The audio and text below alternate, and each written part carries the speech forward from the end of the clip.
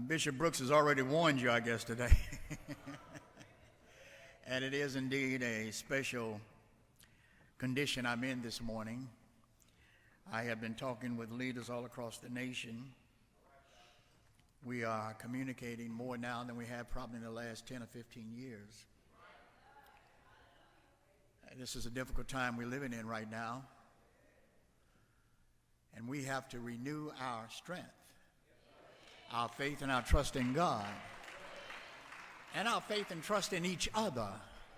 Amen. If you're able to stand on your feet, meet me at the book of Haggai, chapter 2,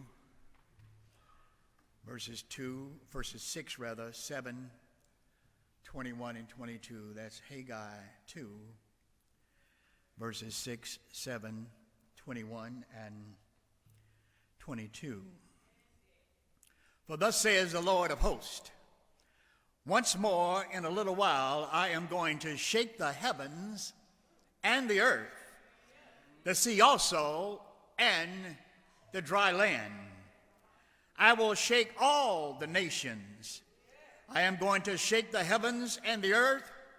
I will overthrow the thrones of kingdoms and destroy the power of kingdoms of the nations. The prophet Haggai, principally saying, God still has the power. Regardless of who thinks they have the power, God has the power. I want to talk to you this morning about God and the state of Black America.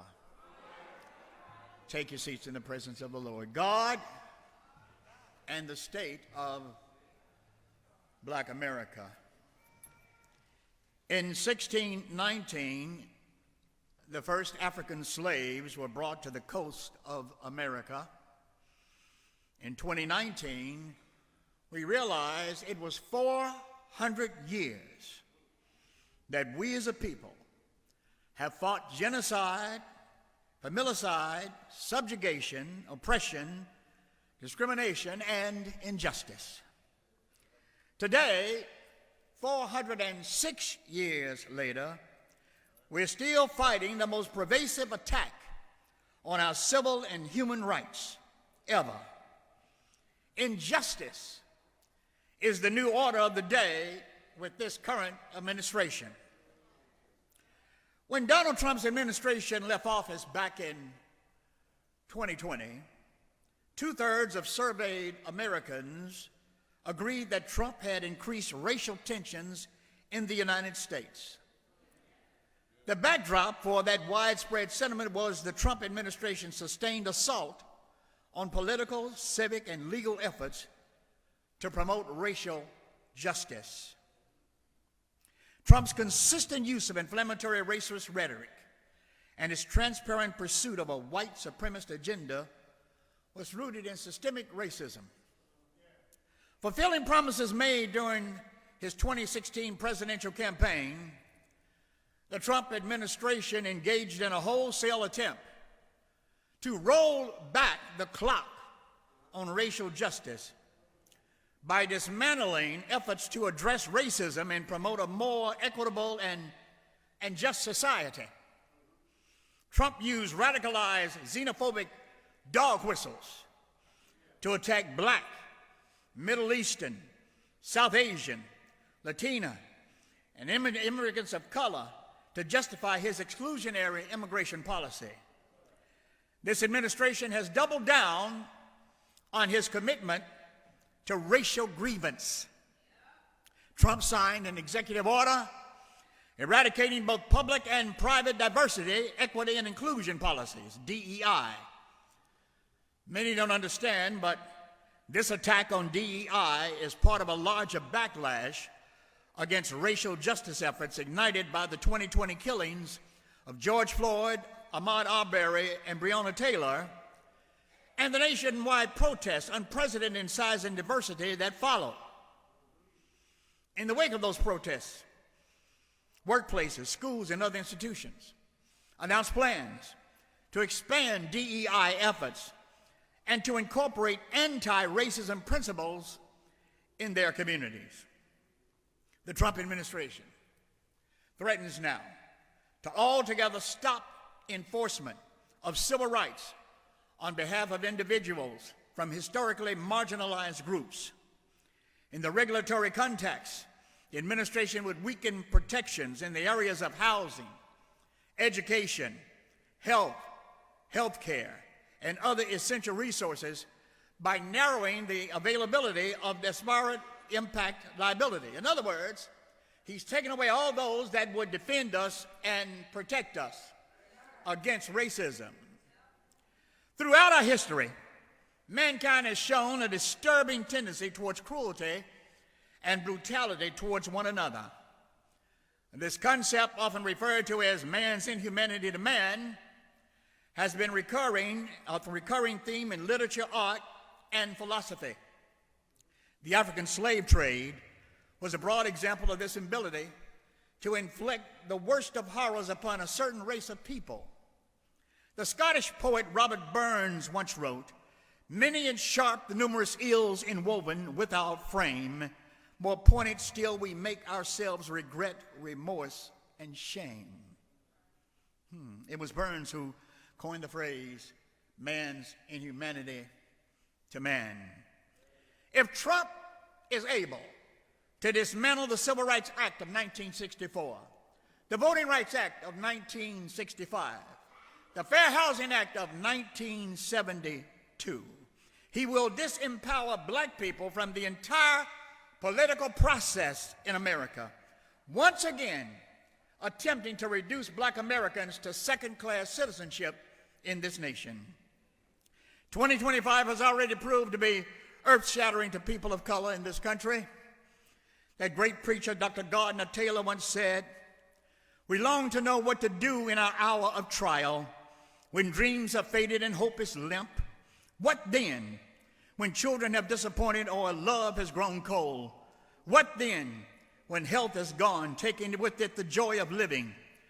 What then, either at one of these points or at some other point, countless people must make their decision as to what they will do, how they will carry it off when the pilgrimage of life moves from an even path to a rocky road beneath leaden skies and amidst gloomy surroundings in disappointment's valley along heartbreak highway.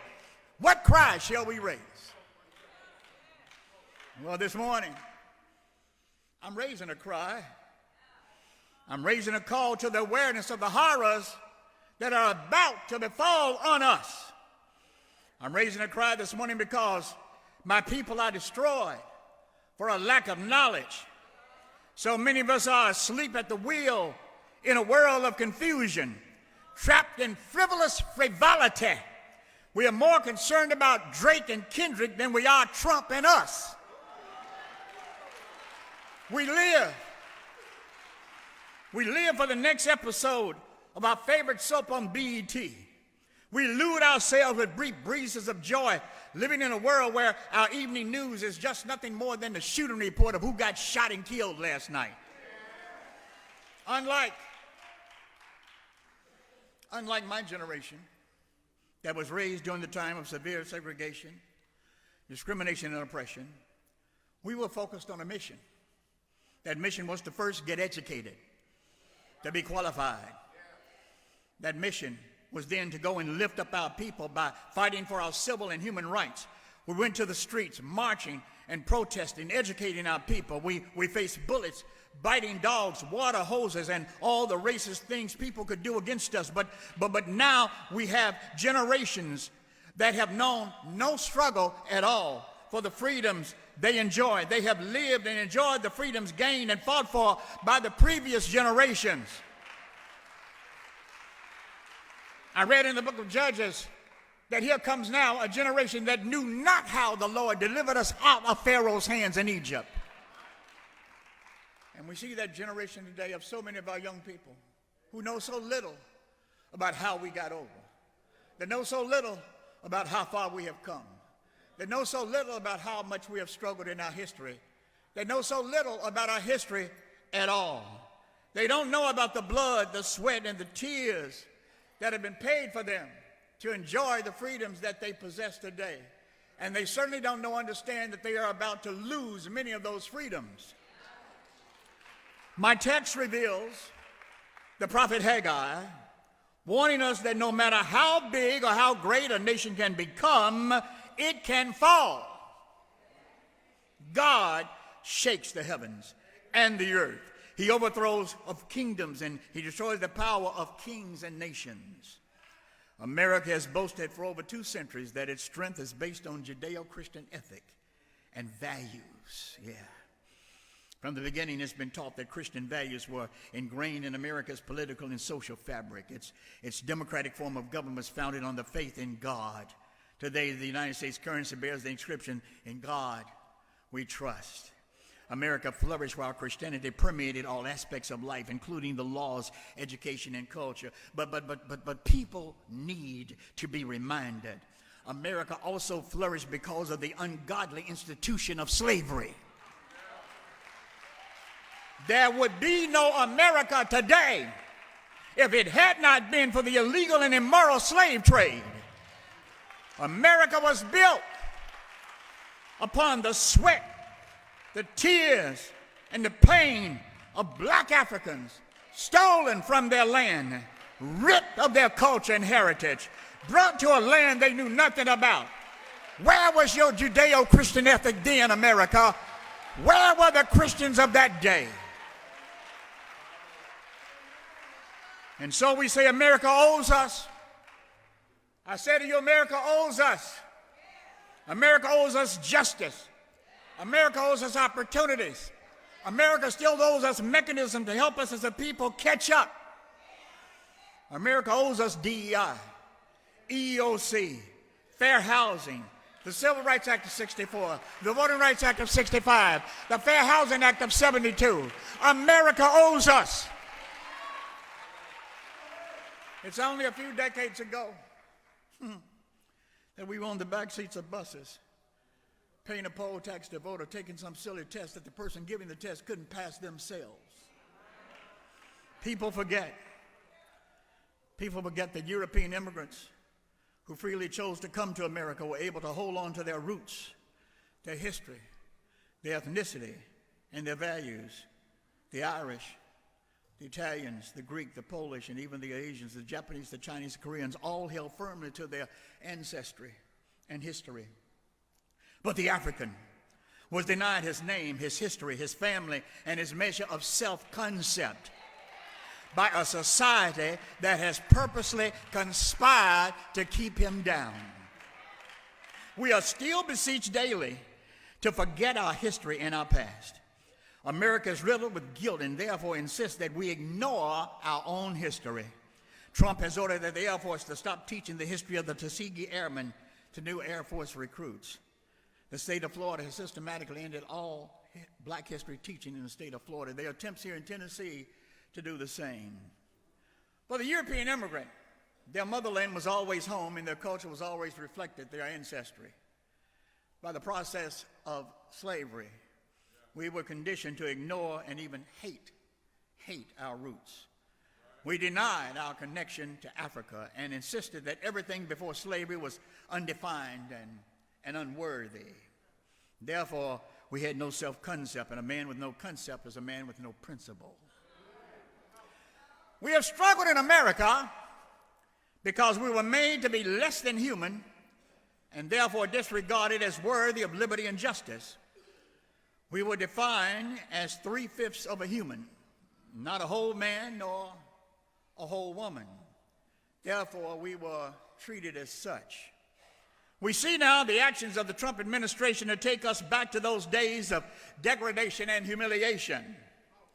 This president openly courts far-right old groups like the Nazis, Klan, Proud Boys, white nationalists, and others. He can only make America great again, but he first must make America white again. His office is defunding every program designed to protect black citizens from discrimination in the workplace. He is defunding every program initiated in the 60s and 70s that gives our people a level playing field. He's using reverse discrimination rhetoric, claiming that affirmative action and other similar programs are discriminatory against white people. and he is supported by the white Christians who forsake their gospel of Jesus Christ to empower a president who only owes allegiance to himself and certainly not to God. And maybe they saw him on Inauguration Day take the oath of office without putting his hand on the Bible. I wonder what they're thinking now about that. And to add to all of this, he is supported by ignorant and greedy Negroes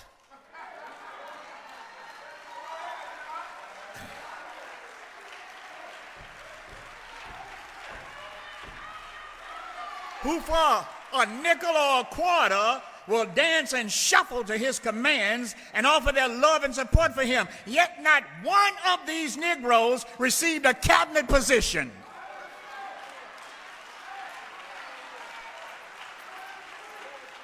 For the first time in almost 50 years, there is no black person in any cabinet position in the United States of America. We need to remember on the Christian side that God created humans with free will so that they could either freely reciprocate their Creator's love or choose their own path. And some chose the path away from God. And man made a tragic choice since the first humans chose to live on their own terms without God. God was no longer at the center of human life. We know that from that moment humanity has used its free will in astonishing and horrifying ways, defiling the earth with continued evil. America should be judged on the basis of the well-being of black Americans. It is not enough to just recognize her guilt as to the history of slavery, but she must be judged on the basis of her willingness to right the wrong of 406 years. The Trump presidency has been a departure from democratic values and principles. Democracy is not the friend of the racist mindset, because democracy demands justice for all people. Donald Trump was elected president because he promised a return to white America. He promised to protect and sustain white privilege against the growing numbers of immigrants and minorities. White nationalism has found its roots once again in America. They define America as a nation for and by white people. Because they are white, they consider themselves privileged above and beyond all other races. The floodgates of racism have been reopened by an administration that openly embraced white racist militias and organizations. He just pardoned over 1,500 criminals who stormed the Capitol building. How do we embrace time the suffering that we've gone through? How do we embrace 400 years of discrimination and inequality? How did the Reverend Dr. Martin Luther King Jr. embrace time? Writing from a prison cell, Dr. King guides us onward with these words. The agonizing moments through which I have passed during the last few years have also drawn me closer to God. More than ever before, closer to God. God not as a personality, but God is a present living reality. Our ancestors too embraced God as a present living reality, a reality amidst their suffering and pain. Dr. King's method was to call upon God in the mean times, to call upon God in the agonizing moments, to call upon God in ages past, and to call upon God of forever times ahead.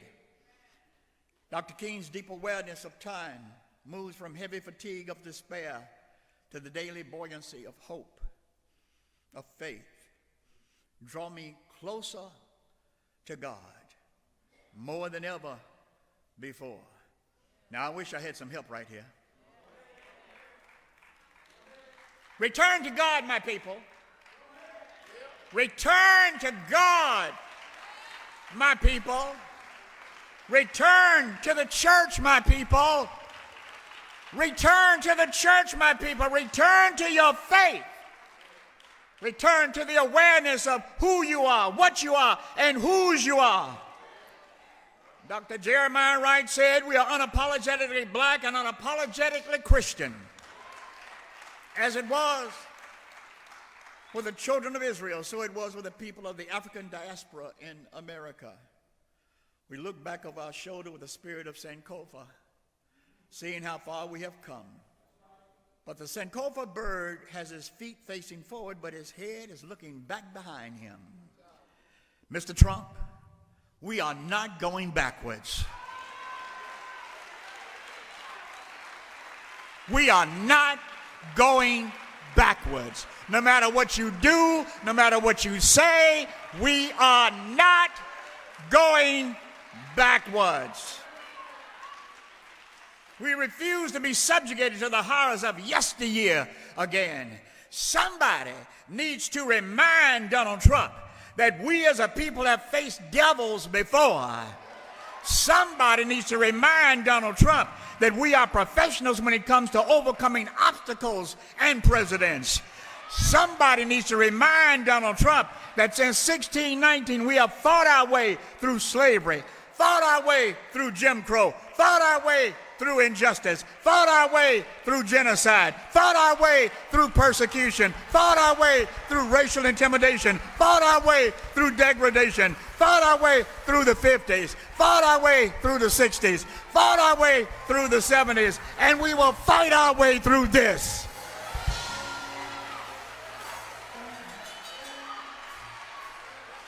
Our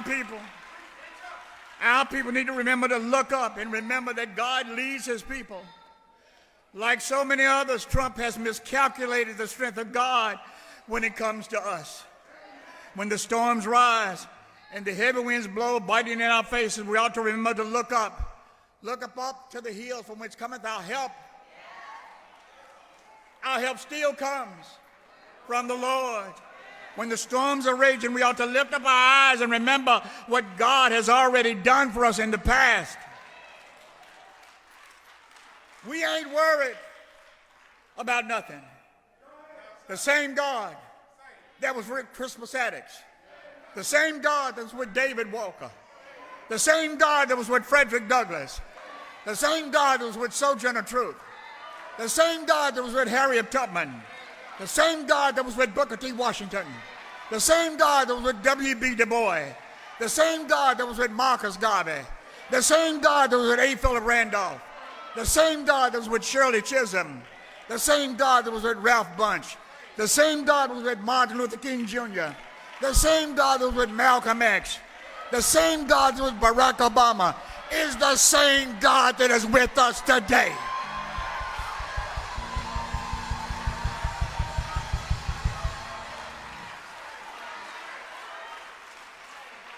Yes, sir. Yes, sir. I've seen the lightning flash. I've heard the thunders roll. I've felt the sin breakers dashing, trying to conquer my soul. But I heard the voice of my master. He bid me still to fight on. He promised never to leave me, never to leave me alone. We must rise up again, like the phoenix bird, rising from the ashes. We as a people must rise up again, back to the streets, back to the protest, back to the organizations, back to the meetings. We must rise up again. We cannot sit back and allow this to happen without any action from us. We cannot sit by and allow and watch all the freedoms we have gained over 400 years to thrown away. We must rise. I heard Maya Angelou say, "You may write me down in history with your bitter, twisted lies. You may trod me in the very dirt, but still like dust I'll rise. Does my sassiness upset you? Why are you beset with gloom? 'Cause I walk like I've got oil wells pumping in my living room. Just like moons and like us, with the certainty of tides, just like hope springing high, still I rise. Do you want to see me broken, bowed head and lowered eyes? Shoulders falling down like teardrops, weakened by soulful cries. Does my haughtiness offend you? Do you take my awful hard? 'Cause I laugh like I've gotten gold mines digging in my backyard. You may shoot me with your words, you may cut me with your eyes, you may kill me with your hatefulness, but yet still like air I rise. Does my sexiness upset you? Does it come as a surprise that I dance like I've got diamonds at meeting of my thighs? Out of the huts of history's shame I rise. Up from the past of days gone by and rooted in pain I rise. I'm a black ocean leaping and wide, welling and swelling. I buried in the tide, leaving behind nights of terror and of fear. I rise into a daybreak that is wonderfully clear. I rise, bringing the gifts that my ancestors gave. I am the dream and the hope of my ancestors, and yet I rise.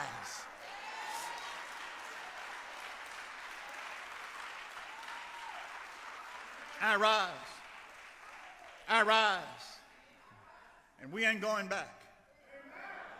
We're not going back. But we've got to awaken our people. Our people are asleep at the wheel, not realizing what's going on. They can't figure it out. They don't know. But my brothers and sisters, a dark cloud is coming upon us in this country. A dark cloud is moving over our heads. But yet, my generation, we faced a dark cloud, but we overcame it. And these generations will overcome it as well. You can't put down what God has already lifted up.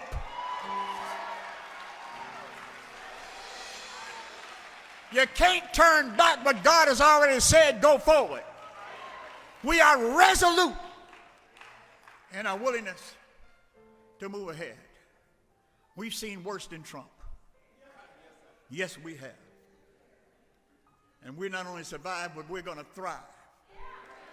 My brother, my sister, stand firm.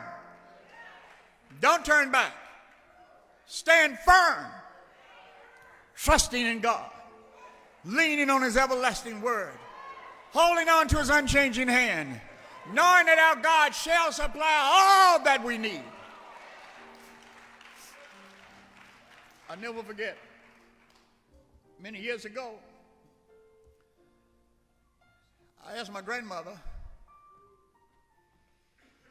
I said, Grandmama, how did you handle the depression? She replied, what depression? I said, Grandmama, beginning in 1929, people went broke. Millionaires started jumping out of windows, killing themselves. They had soup lines in every major city of America. People were starving. They didn't have anything to eat, no jobs to work. I said, Grandmama, how did that affect you? She said, I never knew it was happening.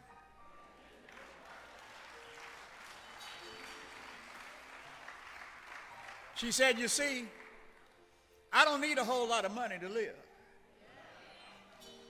My food is in the backyard and in the woods. My greens, my turnips and all, they're planted just behind the house. I didn't have electricity, so I didn't know what electric bills were. But as long as I had coal oil for my lamps, wood for my stoves, food on the table, God took care of us. We didn't even know it was a depression because God had been with us all the time. She said, I saw the white folks worried and scared, but we had nothing to be scared of. We'd already seen the horrors. We'd already seen the terrible conditions. But we knew that God was our anchor. And so I remind you once again this morning, return to God. Return to God. Return to the church. Return to your faith. We've got some difficult days ahead. But we are not going to go quietly into the night and allow people to put us on the back of buses again. We're not going to allow people to put us in segregation again. I say to you this morning, this message must go forth. You must share it. You must share this message with others who may not hear this kind of message. You must do your people a favor and spread this word around that they might hear and they may know. my God will take us forward. My God will supply all of our needs. I have seen a God that loves us, a God that has delivered us, a God that has kept us, a God that has protected us, a God that took us out of the muck and mire of slavery. Yeah. A God that says, no matter what man might say about you, you're still mine, and I still love you, and I will take care of you. Come on, give the Lord some praise.